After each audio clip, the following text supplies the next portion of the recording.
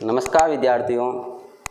पिछली कक्षा के अंदर हमने राजनीतिक सहभागिता और चेतना के बीच में, नागरिकों की चेतना के बीच में संबंध, राजनीतिक सहभागिता का स्वरूप के बारे में अध्ययन किया तथा राजनीतिक सहभागिता का अभिजातीय वर्ग में की जो सहभागिता है उसके बारे में अध्ययन किया।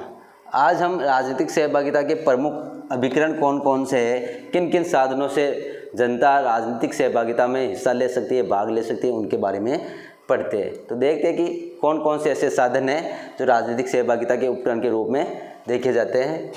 तो इसके अंदर पहला आता है दबाव समूह। एक दबाव समूह का निर्माण करना जो जनता की जो आवश्यकता है उनको लेकर सरकार पर दबाव बनाए। उदार लोकतंत्र के अंतर्गत लोगों की ऐसे समूह जो अपने किसी समान हित की सिद्धि के उद्देश्य से संगठित होते हैं।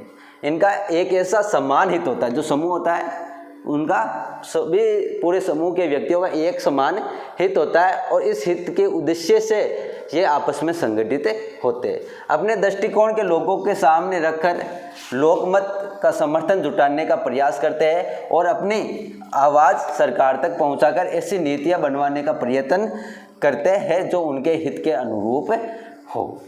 तो ये जो समान हित के जो दृष्टिकोण रखने वाले, समान उद्देश्य को रखने वाले, अपने दृष्टिकोण के लोगों को समान सामने रखकर लोकमत का समर्थन जुटाने का प्रयास करते हैं। यानी ये एक ऐसा बड़ा समूह बन जाता है और अपने एक वोट बैंक की तरह तैयार कर लेते हैं और अपना वोट की शक्ति दिखाकर सरकार पर दबाव बनाते और अपनी आवाज़ सरकार तक पहुंचाकर ऐसी नीतियां बनवाने का प्रयत्न करते हैं जो उनके हित के अंतर्गत है और वे फिर उस शक्ति के आधार पर अपने हित के अनुसार सरकार की नीतियां बनाने का या उनके नियम बनवाने का कार्य करवाते।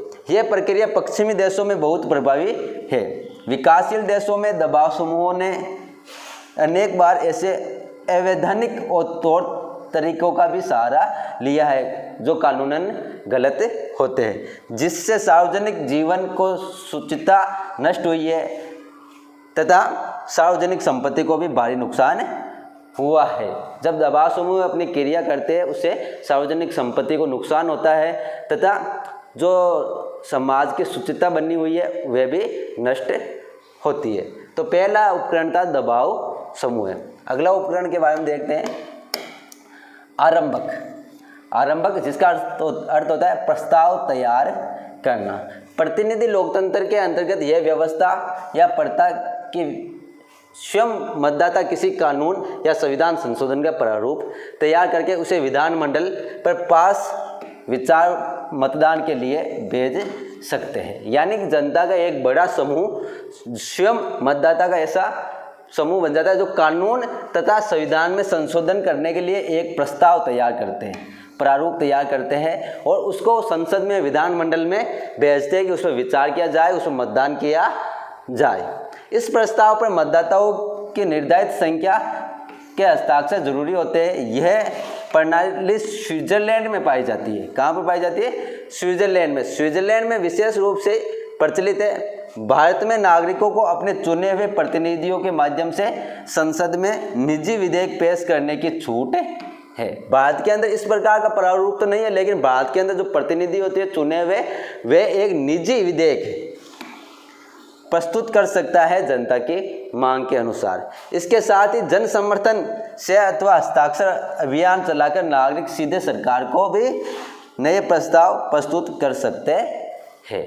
तो यह होता है आरंभक। आरंभक का मतलब है किसी नियम बनाने के लिए, कानून बनाने के लिए जनता द्वारा प्रस्ताव तैयार करके विधानमंडल, संसद में प्रस्तुत करना और उस पर मतदान करवाना। तीसरा है प्रत्याहान। प्रतिनिधि को वापस बुलाना, राइट टू रिकॉल।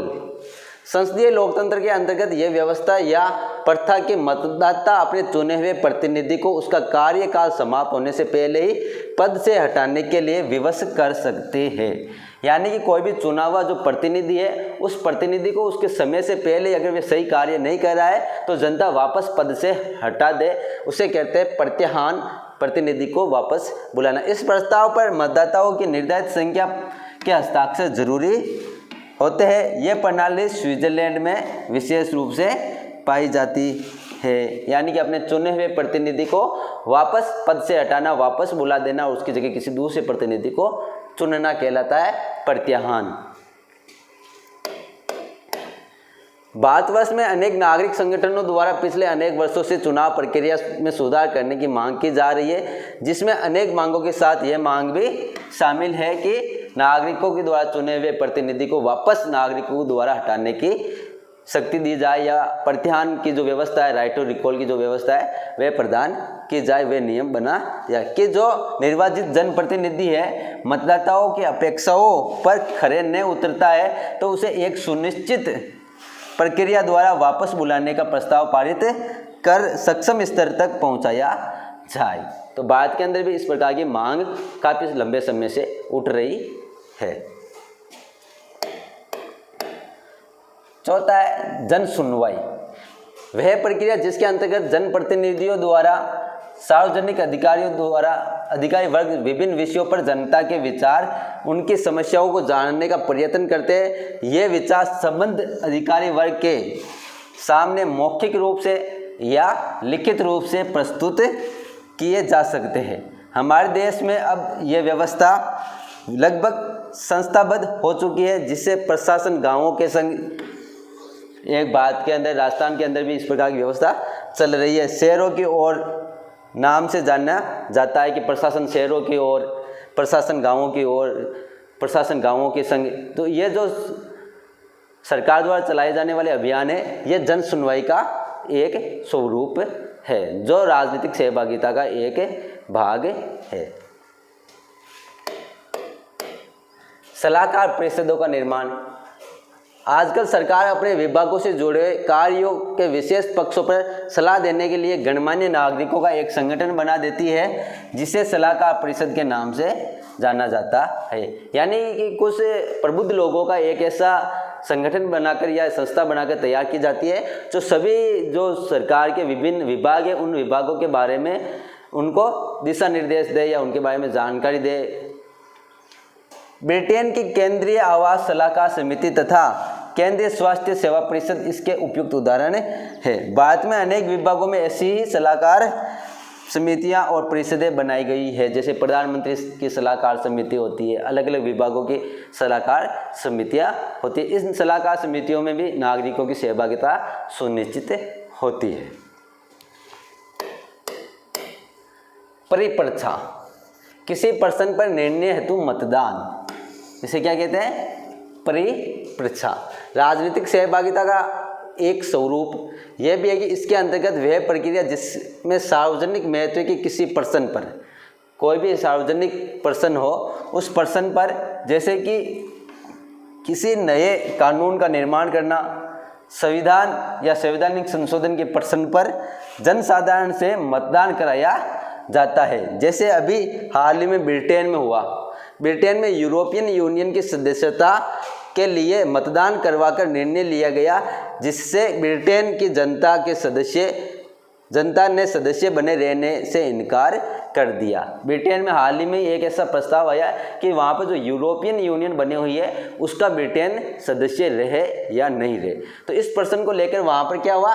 परिपरीक्षा हुआ। वहाँ पर जनता से मतदान करवाया गया। तब मतदान करवाया तो वहाँ की जनता ने यह निर्णय दिया कि अब हम यूरोपियन यूनियन का हिस्सा नहीं रहेंगे।